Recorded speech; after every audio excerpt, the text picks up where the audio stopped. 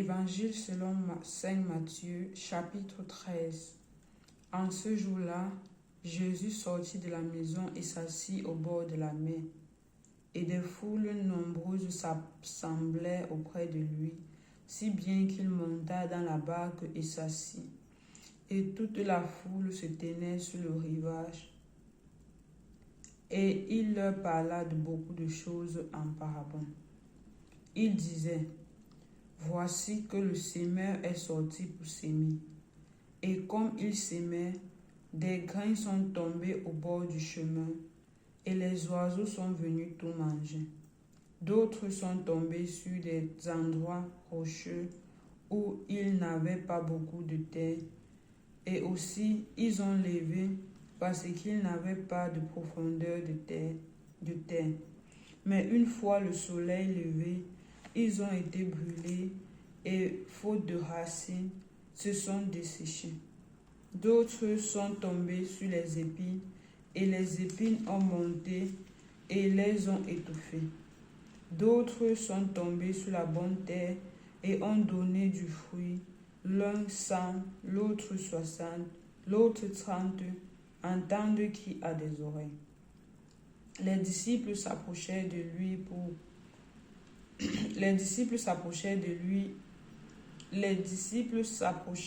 lui dirent: Pourquoi leur parles-tu en parabole? C'est que, répondit-il, à vous il a été donné de connaître les mystères du royaume des cieux, tandis qu'à ces gens-là, cela n'a pas été donné. Car celui qui a, on lui donnera, et il aura du surplus. Mais celui qui n'a pas, même ce qu'il a, lui sera enlevé. C'est pour cela que je leur parle en parabole, parce qu'ils voient sans voir et entendent sans entendre ni comprendre. Ainsi s'accomplit pour eux la prophétie d'Isaïe qui disait: Vous aurez beau entendre, vous ne comprendrez pas. Vous aurez beau regarder, vous ne verrez pas. Car c'est l'esprit de ce peuple, vous ne verrez pas. C'est que l'esprit de ce peuple s'est apaisé. Ils se sont bouchés les oreilles, ils ont fermé les yeux, de peur que leurs yeux ne voient, que leurs oreilles n'entendent, que leurs esprits ne comprennent, qu'ils ne se convertissent et que je ne les guérisse. Quant à vous, heureux vos yeux parce qu'ils voient, heureuses vos oreilles parce qu'elles entendent. En vérité, je vous le dis, beaucoup de prophètes et de justes ont souhaité voir ce que vous voyez et ne l'ont pas vu, entendre ce que vous entendez et ne l'ont pas entendu. Écoutez donc, vous, la parabole du semeur. Quelqu'un entendit la parole du royaume sans la comprendre. Arrive le mauvais qui s'empare de ce qui a été sémé dans le cœur de cet homme. Tel est celui qui a été sémé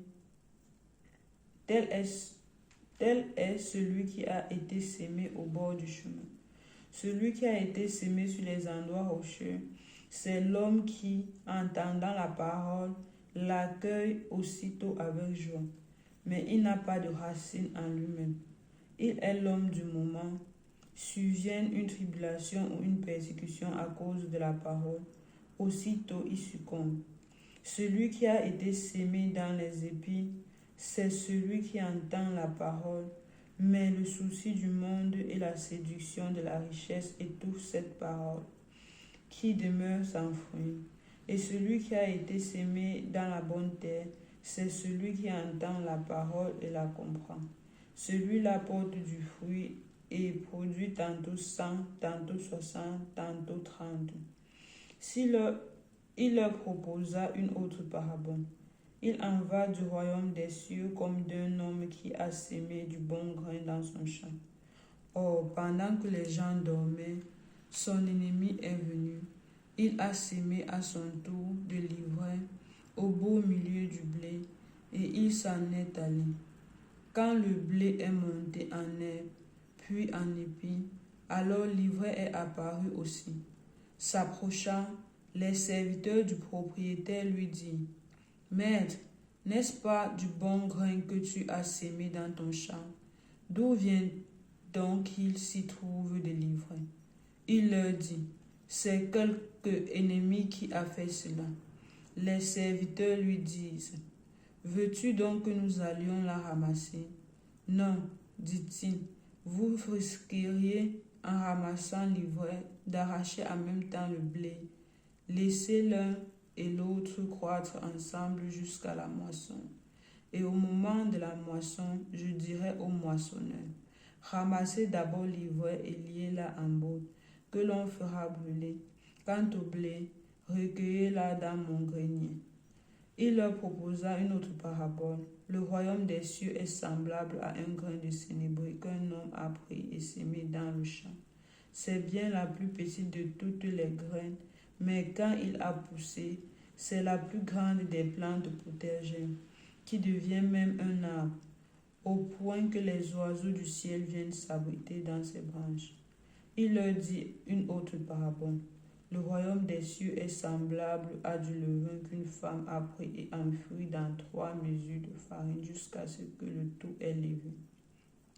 Tout cela, Jésus le dit aux foules en parabole, et il ne leur disait rien sans parabole, pour que s'accomplisse l'oracle du prophète. J'ouvrirai la bouche pour dire des paraboles, je proclamerai des choses cachées depuis la fondation du monde. Alors, laissant les foules, il vint à la maison, et ses disciples s'approchant lui dirent: Explique-nous la parabole de l'ivraie dans le champ. En réponse, il leur dit: Celui qui sème le bon grain, c'est le Fils de l'homme. Le champ, c'est le monde. Le bon grain, ce sont les sujets du royaume. L'ivraie, ce sont les sujets du mauvais. L'ennemi qui sème, c'est le diable. La moisson, c'est la fin de l'âge. Et les moissonneurs, ce sont les anges. De même donc qu'on enlève l'ivraie et qu'on la consume au feu, de même en sera-t-il à la fin de l'âge. Le Fils de l'homme enverra ses anges qui ramasseront de son royaume tous les scandales et tous les fauteurs d'iniquité, et les jetteront dans la fournaise ardente. Là seront des pleurs et des grincements de dents. Alors les justes resplendiront comme le soleil dans le royaume de leur Père. Entendez qui a des oreilles. Le royaume des cieux est semblable à un trésor qui était caché dans un champ et qu'un homme vint à trouver. Il le recache et s'en va ravi de joie, vendre tout ce qu'il possède et achète ce champ. Le royaume des cieux est encore semblable à un négociant en quête de perles fines. En ayant trouvé une de grand prix, il s'en est allé vendre tout ce qu'il possédait et il l'a acheté. Le royaume des cieux est encore semblable à un filet qu'on jette en mer et qui ramène toutes sortes de choses.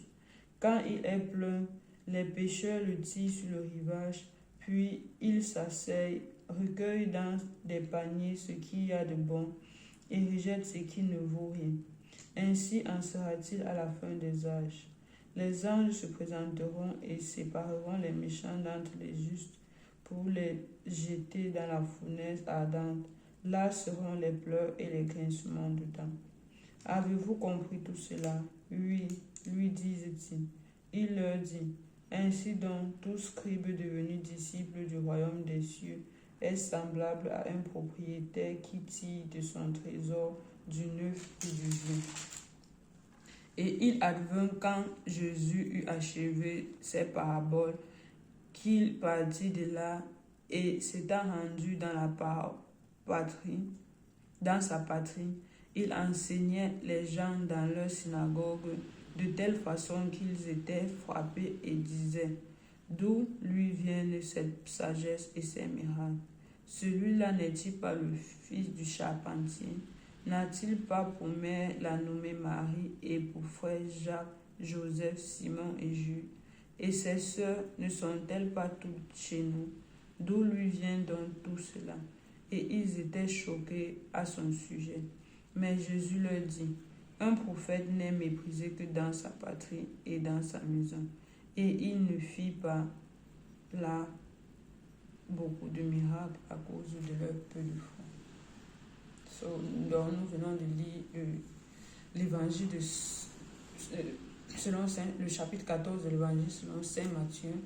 Je vous invite, mes frères et sœurs, à le relire une seconde fois et à le méditer. Après la seconde lecture, nous allons chacun demander au Saint-Esprit quel est le message qu'il veut véhiculer à travers cette parole. Et la phrase qui aura retenu notre attention, nous allons la répéter plusieurs fois jusqu'à ce qu'elle s'imprègne dans notre esprit. Et puis, nous allons prier pour que le Seigneur nous donne sa force de vivre cette parole. Et puis, nous allons prendre une résolution pour mettre cette parole en pratique. Une résolution qui va nous conduire vers la pratique de cette parole.